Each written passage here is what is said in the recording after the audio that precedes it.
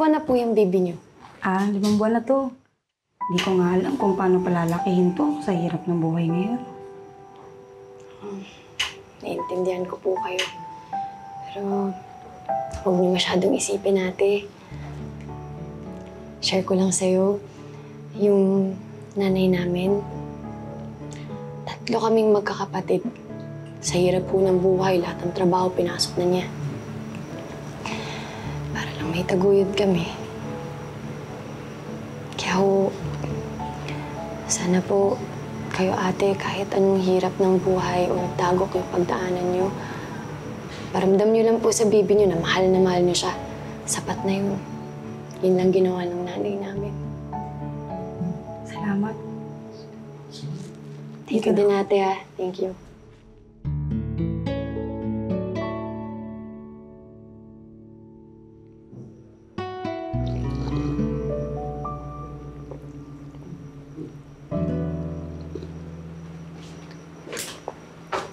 Uy! Gising na pala yung prinsesa ng bodega. Maggie, pwede ba? Masama yung pakaramdam ko. Kaya mo naman ako magpahinga. Yung prinsesa, inuutusan na ako.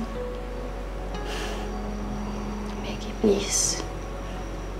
Oo na. Eh, andito lang naman ako para sabihin yung pinapasabi ni Ma'am Darla. Ayun, nakausap na daw niya yung nanay mo. Anong sabi? Kailan daw sila dadalaw?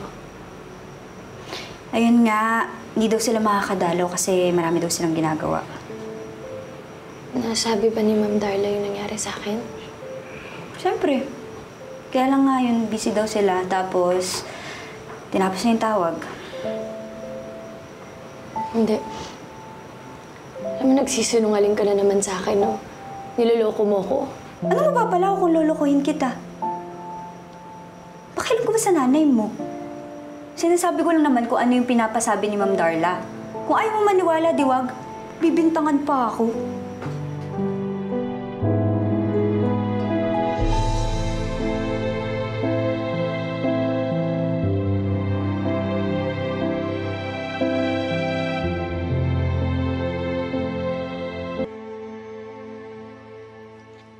Oh, Celine, bakit hindi mo to inubos?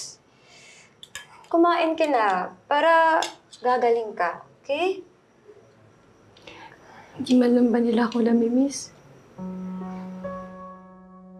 Hindi ba nila ako kakamustahin? Wala na siguro talaga silang pake sa akin, no?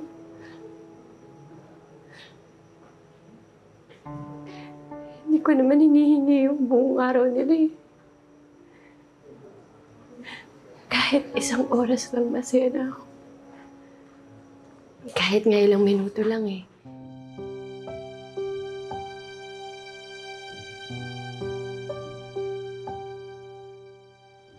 Hindi eh. Wala sila dito.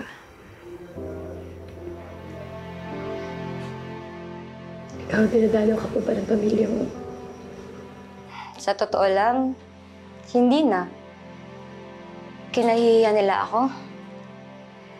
Ayaw nila madumihan yung pangalan nila eh. Pero, tanggap ko rin naman kasi kasalanan ko.